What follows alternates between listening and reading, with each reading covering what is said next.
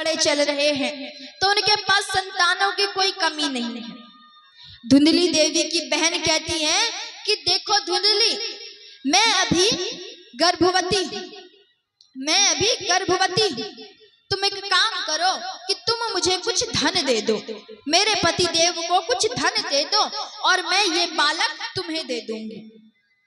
अब धुंधली देवी को ये बात बड़ी अच्छी लगी, इससे उन्हें कोई कष्ट भी नहीं होगा, पीड़ा भी नहीं सहने पड़ेगी और धन दौलत की तो कमी ही नहीं, थोड़ा सा धन देकर वे बालक ले लेंगे।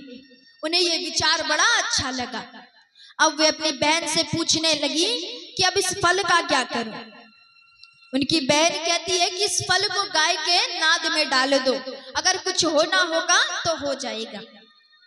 वे उस फल को ले जाकर गाय के नाद में डाल देते हैं और वे उस फल को, गौ माता उस फल को ग्रहण कर लेती हैं, खा लेती हैं और गौ माता गर्भवती हो गई।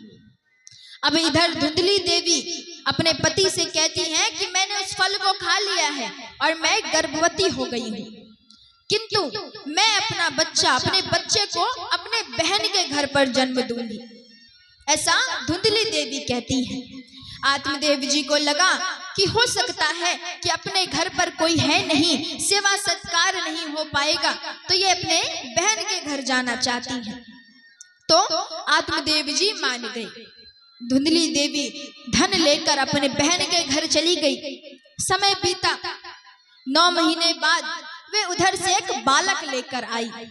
आत्मदेव जी बड़े प्रसन्न हो गए और गौ माता को भी एक पुत्र हुआ। धुंधली देवी अपने हाथ में एक संतान लेकर आई जो कि उनकी बहन की थी, उनकी नहीं थी, लेकिन उन्होंने सभी से ऐसा कहा कि ये मेरी संतान है, मेरा पुत्र है। आत्मदेव जी बड़े प्रसन्न हुए। इतने वर्षों बाद उन्हें संतान हुई। आत्मदेव जी अब उनका नामकरण कर रहे हैं, नाम रख रहे हैं। आत्मदेव जी को लगा कि मेरा नाम आत्मदेव है तो मैं अपने बच्चे का, अपने बालक का नाम अपने नाम से मिलता जुलता रखूंगा।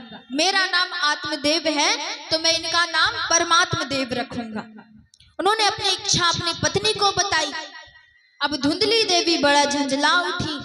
वे कहने लगी कि बालक को जन्म देने में कष्ट मैंने सहा, सारी क्रिया मैंने की, किंतु आप नाम अपने नाम से मिलता जुलता क्यों रखिएगा? मेरा नाम धुंधली है तो मैं अपने पुत्र का नाम धुंधकारी रखूंगी। और वे अपने पुत्र का नाम धुंधकारी रखती है। आत्मदेव जी को लगा कि क्या इनसे बहस करना, घर में शांति बनी रहे, इससे ज्यादा क्या चाहिए, तो वे अपनी पत्नी से ज्यादा बहस नहीं करती। अब बारी आती है गाय के बच्चे की नाम रखने की, तो आत्मदेव जी उनका नाम गौकर्ण रखते हैं। क्यों? क्योंकि जो गाय का बच्चा था वह बड़ा ही विचित्र था, बड़ा ही अलग था। उसका पूरा शरीर मनुष्य का था, पूरा शरीर इंसान का था, किंतु उनकी जो दोनों कानें थी वे गाय के जैसी थी। उनकी दोनों कानें गाय के जैसी थी। सो इसीलिए आत्मदेव जी उनका नाम गौकर्ण रखते हैं। अब दोनों बच्चे समय के साथ बड़े हुए। गौकर्ण जी जो हैं बड़े ही पंडित ज्ञानी हुए और धुंधकारी बड़ा महाखला हुआ, यानी कि बड़ा बुरा हुआ। गौकर्ण जी सभी की बातें मानते सद्विचारी बालक हुए।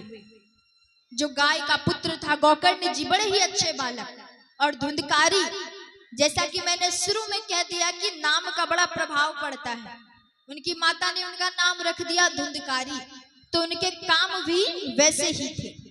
वे चोरियां क्या करते, दूसरों के घर में चोरियां किया करते, जुआ इत्यादि खेला करते, नशा किया करते।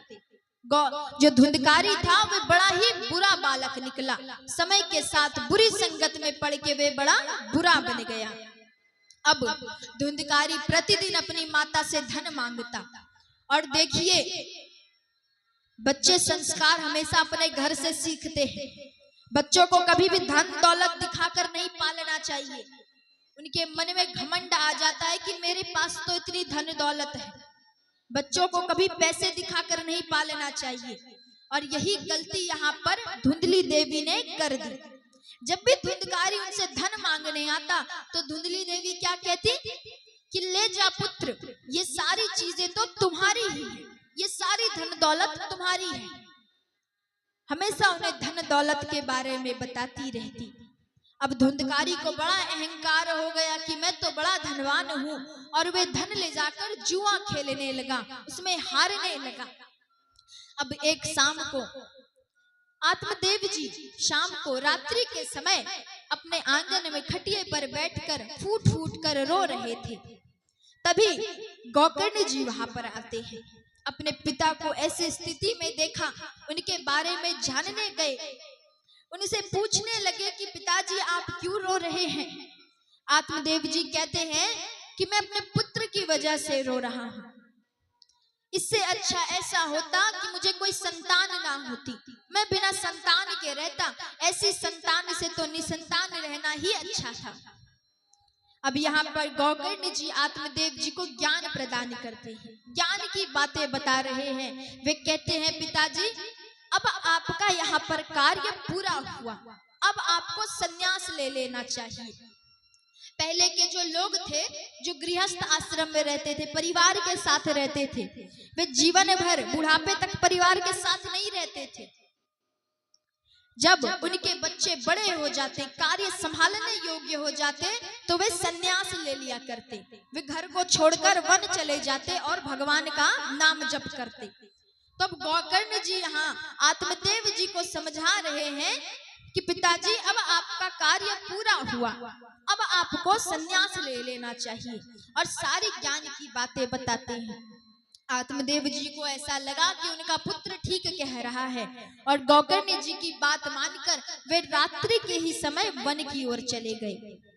अब पिताजी चले गए, गोकर्ण जी भी यहाँ पर गुरुकुल चले गए, शिक्षा प्राप्त करने हेतु वे गुरुकुल चले गए। अब घर में कौन कौन बचे हैं, कहिए, अब घर में कौन कौन बचे हैं? पिताजी वन चले गए, गोकर्ण जी जो थे गुरुकुल चले गए, तो घर में कौन कौन लोग बचे हैं? जोर से कहिए, आवाज मेरे तक पहुंचनी चाहिए। धुंधकारी और उनकी माता धुंधली देवी। अब धुंधकारी जो है, उन्हें रोकने टोकने वाले पिताजी थे, कभी रोका करते, वे भी वन चले गए। अब धुंधकारी का हाहाकार और बढ़ गया। वे प्रतिदिन चोरियां करने लगा, नशा इत्यादि जुआ खेलने लगा, और धीरे धीरे उनका जो धन था वे समाप्त हो गया। अब एक रोज वे अपनी माता के पास पहुंचा, माता से धन की कामना की, धन की इच्छा व्यक्त की। धुंधली देवी ने कहा कि जितने भी पैसे थे, धन थे, वे तो तुमने जुए में समाप्त कर दिए, अब मेरे पास कुछ नहीं बचा। ये बात सुनकर धुंधकारी को बड़ा क्रोध आया, और क्रोध में आकर वे अपनी माता को पीटने लगा। वे अपनी माता को पीटने लगा, और पीटते पीटते उनकी हत्या कर दी। अब माता की मृत्यु हो गई। अब घर में केवल अकेला वही बचा है, उसकी मनमर्जी चल रही है। घर में दो चार पराई स्त्री को लेकर आ गया है, और अब एक रोज वे राजा के घर पर चोरी करता है। एक रोज वे राजा के घर पर चोरी करता है। अब जो उनके साथ स्त्रियां रहा करती थी, उनको ऐसा लगा कि प्रतिदिन तो ये छोटी मोटी चोरियां किया करता, दूसरों के घर में चोरियां किया करता था, इससे कोई हानि नहीं होती, किंतु आज ये राजा के घर में चोरी करके आया है, और अगर ये बात राजा को पता चल गई कि इसने चोरी की है, तो इसके साथ साथ हमें भी दंड मिलेगा, इसके साथ साथ हमें भी जेल जाना पड़ेगा, दंड मिलेगा। तो स्त्रियां सोचती हैं, आपस में विचार करती हैं, और रात्रि के समय धुंधकारी को मदिरा पान कराती हैं, शराब पिलाती हैं, इतना पिलाती हैं कि वे नशे में धुत हो जाए, उसे अपना कोई होश ना रह जाए। उसके तत्पश्चात उसके बाद वे दहकते हुए कोयले को, बहुत आग वाले दहकते हुए लाल कोयले को उसके मुख में डाल देती है। आप सोच सकते हैं बड़ी दर्दनाक मृत्यु आई होगी। नशे की अवस्था में वे दहकते हुए, वे स्त्रियां दहकते हुए कोयलों को धुंधकारी के मुख में डाल देती हैं। बड़ी दर्दनाक मृत्यु आई, और जितना धन दौलत वे चोरी करके लेकर आया था राजा के घर से, वे सारा धन समेट कर वे वहां से चली गई, गायब हो गई। अब ये सारी बातें गोकर्ण जी को पता चली, जो गुरुकुल में शिक्षा प्राप्त कर रहे थे, जो गुरुकुल में शिक्षा प्राप्त कर रहे थे, उन्हें ये बात पता चली। वे वहां से सीधे गया गए और गया में जाकर, बिहार में एक जगह है, एक जिला है गया, हम सभी जानते हैं, गया के बारे में जानते हैं, जहां पर पिंडदान किया जाता है। गोकर्ण जी सीधे गया गए और वहां जाकर वे अपने माता का और धुंधकारी का पिंडदान करते हैं। और पिंडदान करने के बाद वे अपने घर आते हैं, जहां पर वे रहा करते हुए अपने घर आते हैं। घर आकर शाम का समय हो गया था, सांझ की आरती वंदना करके वे सोने को जाते हैं। और रात्रि के समय जैसे वे लेटते हैं, सोते हैं, तो उन्हें कुछ भयंकर आवाज आ रही है। उनके खुद के घर से उन्हें कुछ भयंकर आवाज आने लगी, मानो कोई फूट फूट कर भयानक स्वर में रो रहा हो। वे उठते हैं, इधर उधर देखते हैं, और अब उन्हें भयानक परछाइयां दिखने लगी, कभी शेर की, कभी बाघ की, कभी चीता की, अलग अलग प्रकार की उन्हें परछाइयां दिख रही हैं, मानो उन्हें कोई डराना चाहता हो। अब गोकर्ण जी अपने दोनों हाथों को जोड़कर निवेदन करते हैं कि जो कोई भी यहाँ पर है, देवी देवता गंधर्व किन्नर इत्यादि जो भी हैं, आप मेरे सामने आए। गोकर्ण जी की बात सुनकर एक बड़ा ही भयानक प्रेत उनके सामने आता है, एक बड़ा ही भयानक भूत प्रेत उनके सामने आ जाता है। अब गोकर्ण जी पूछते हैं कि आप कौन हैं और आप मुझे इस प्रकार डराने का प्रयत्न क्यों कर रहे हैं। वे प्रेत कहता है कि मैं तुम्हारा भाई हूँ, धुंधकारी हूँ, मैं भूत बन गया हूँ, मुझे प्रेत की योनि प्राप्त हुई है। गोकर्ण जी कहते हैं कि मैंने तो तुम्हारा पिंडदान कर दिया है, और वो भी गया में, अभी तक तुम्हें मुक्ति नहीं मिली। धुंधकारी कहता है कि आप एक तो क्या, अगर 100 पिंडदान भी गया में करते हैं तो भी मुझे मुक्ति नहीं मिलेगी। मेरे कर्म ही इतने बुरे हैं, मैं इतना पापी था कि मुझे मुक्ति नहीं मिली और मैं भूत बन गया। अब गोकर्ण जी बड़े चिंतित। धुंधकारी कहता है कि हे भाई, मुझे इस योनि से मुक्ति दिलाओ, मुझे मुक्ति मिलनी चाहिए, मुझे बड़ा कष्ट होता है।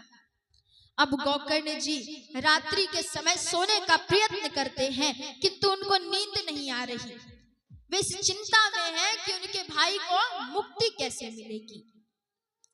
अब सुबह होता है, प्रातः काल का समय होता है, आसमान में सूर्य नारायण भगवान आते हैं, वे इनकी पूजा करते हैं और सूर्य नारायण भगवान को, सूर्य देव को कुछ क्षण के लिए रोकते हैं और उनसे प्रश्न करते हैं। देखिए, गोकर्ण जी जो थे वे त्रिकाल संध्या की पूजा किया करते थे। जो त्रिकाल संध्या करते थे उनकी बात भगवान भी सुनते थे। त्रिकाल संध्या यानी सुबह पूजा, शाम में पूजा और सोने से पहले वे एक पूजा किया करते थे, त्रिकाल संध्या। तो अब गोकर्ण जी सूर्य नारायण भगवान को रोकते हैं और उनसे पूछते हैं कि हे सूर्य नारायण भगवान, मेरी एक चिंता की निवृत्ति कीजिए, मेरे भाई को प्रेत योनि से मुक्ति कैसे मिलेगी, वो मुक्त कैसे होगा। अब यहाँ पर सूर्य नारायण भगवान कहते हैं कि तुम सत्कर्म करो, यानी श्रीमद् भागवत महापुराण का साप्ताहिक पाठ करो, उसी से तुम्हारे भाई को मुक्ति मिलेगी। अब ये बात गोकर्ण जी जानते हैं, समस्त गांव में पंचायती बुलाते हैं, सभी को ये बातें बताते हैं, सभी राजी हो गए। अब कथा की तैयारियां की जाने लगी, पंडाल इत्यादि व्यासपीठ सब बनाया गया। गोकर्ण जी व्यास बने हैं, वक्ता बने हैं, और अब सभी कथा सुनने आए हैं। किंतु जो धुंधकारी है वो कथा सुनने कैसे आए, वो प्रेत है, भूत है, वे हवा के साथ चलता है, वे एक जगह ठहर नहीं सकता। तब उसके लिए क्या किया गया कि एक 7 गांठों वाली बांस मंगाई गई। बांस समझते हैं ना, जिसमें एक बांस था जिसमें 7 गांठें थी। 7 दिन के कथा का आयोजन किया गया था और उस बांस में 7 गांठ थी। उसी में धुंधकारी को स्थान दिया गया, क्योंकि वे भूत प्रेत है, वे शांति से बैठ के कथा नहीं सुन सकता, वे हवा के साथ चलता है। तो उस भूत को, प्रेत को, धुंधकारी को उस बांस में स्थान दिया गया। अब कथा प्रारंभ हुई। पहले दिन की कथा हुई। पहले दिन की कथा जैसे ही समाप्त हुई, बांस की पहली गांठ फट गई। दूसरे दिन की कथा हुई, दूसरी गांठ फट गई। ऐसे करते करते 7 दिन की कथा समाप्त हुई। और जैसे ही 7वें दिन की कथा समाप्त हुई, वे सारे बांस के 7 गांठ फटते हैं और उसमें से प्राकट्य होता है धुंधकारी जी महाराज का। देखिए, जो पहले प्रेत था, भूत था, अब उसे क्या कहा जा रहा है? धुंधकारी जी महाराज। और उसके लिए भगवान के पार्षद उन्हें लेने आए हैं, उन्हें मुक्ति मिल गई है, भगवत धाम की प्राप्ति हुई है। अब गोकर्ण जी यहाँ बड़े आश्चर्य हो गए और वे भगवान के पार्षदों से पूछते हैं, भगवान के दूत से पूछते हैं कि यहाँ पर कथा तो सबने सुनी है, फिर आप केवल धुंधकारी को ही क्यों लेने आए? अगर मुक्ति करानी है तो सबकी कराइए, क्योंकि कथा सबने सुनी है। पार्षद कहते हैं, भगवान के दूत कहते हैं कि केवल कथा सुनने से कुछ नहीं होता, केवल कथा सुनने से कुछ नहीं होता, कथा को अपने जीवन में उतारना पड़ता है, कथा के बारे में समझना पड़ता है। केवल ऐसा नहीं है कि यहाँ पर कथा सुन ली और अपने कपड़ों को झाड़ कर घर चले गए, फिर कुछ याद नहीं रखा, कथा के बारे में कुछ सोचा भी नहीं, अपने घर के कार्य में व्यस्त हो गए। अब पार्षद, भगवान के दूत बताते हैं कि सभी तो कथा सुनकर चले जाया करते, किंतु जो धुंधकारी है, क्योंकि वे प्रेत है, बांस में स्थान दिया गया है उसको, तो वे कहीं जा नहीं सकता था। तो जो भी कथा सुनाई जाती, वे दिन भर उसके बारे में सोचता रहता, पूरी कथा के बारे में सुनता, सोचता और उससे एक सार निकालता, उसका एक अर्थ निकालता कि मुझे अपने जीवन में क्या करना चाहिए था और मैंने कैसे कैसे बुरे बुरे कर्म किए। ये सोचकर वे खूब रोया करता, खूब प्रायश्चित किया करता और उसके रोने से, प्रायश्चित करने से उसके सारे पाप कट गए। सो इस 7 दिनों में उसे मुक्ति मिल गई। अब ये बात गोकर्ण जी को पता चली, धुंधकारी भगवत धाम गया। तब अब गोकर्ण जी को ऐसा लगा कि केवल धुंधकारी ही भगवत धाम क्यों जाए, तो उन्होंने पुनः कथा का आयोजन कराया और इस बार की कथा में सभी व्यक्ति आए और व्यक्तियों के साथ साथ सभी पशुओं को भी वहां बांधा गया, उस कथा में ला लाकर खूंटे से बांध दिया गया। अब कथा हुई, धीरे धीरे कथा समाप्ति की ओर बढ़ी। 7 दिनों की कथा संपन्न हुई और अंतिम दिन, 7वें दिन, इस बार सभी ने ध्यान से मन लगाकर कथा सुनी और अंतिम दिन भगवान के लिए सारे पार्षद, बहुत से पार्षद सभी भक्तों को लेने के लिए आए और सभी का कल्याण हुआ। अब ये थी श्रीमद् भागवत महापुराण की महिमा, जो सूत जी महाराज सौनकादि ऋषियों से कहते हैं, वे पूरी महिमा बताते हैं। और अब यहाँ पर भगवान के अवतारों का वर्णन किया जा रहा है। भगवान के 24 अवतार हैं, जिसके बारे में यहाँ वर्णन किया जा रहा है। पहले के 2 अवतार हैं, हैग्रीव अवतार और हंसा अवतार। हंसा अवतार में भगवान ने, ये सारे अवतार भगवान विष्णु के हैं। हंसा अवतार में भगवान ने एक श्लोकी भागवत ब्रह्मा जी को श्रवण कराया, यानी एक श्लोक के माध्यम से, केवल एक ही श्लोक में संपूर्ण भागवत उन्होंने ब्रह्मा जी को सुनाया हंसा अवतार में। और हैग्रीव अवतार भगवान ने लिया है। इसकी एक कथा आती है कि एक हैग्रीव नामक राक्षस था, जिसका सर घोड़े का था और शरीर मनुष्य का था। अब हैग्रीव नामक राक्षस ने ब्रह्मा जी की तपस्या की। वे ब्रह्मा जी की खूब तपस्या करते हैं।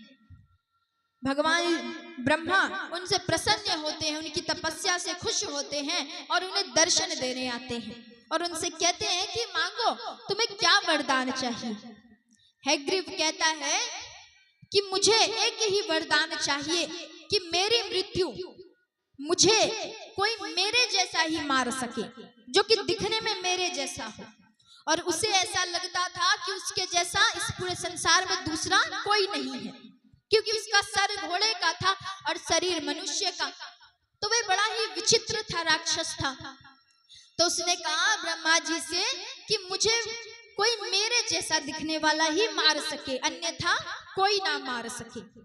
ब्रह्मा जी उन्हें ये वरदान देते हैं और वहां से अंतर ध्यान हो गई। अब हैग्रीव नामक जो राक्षस था वह बड़ा ही हाहाकार मचाने लगा, सभी को परेशान करने लगा।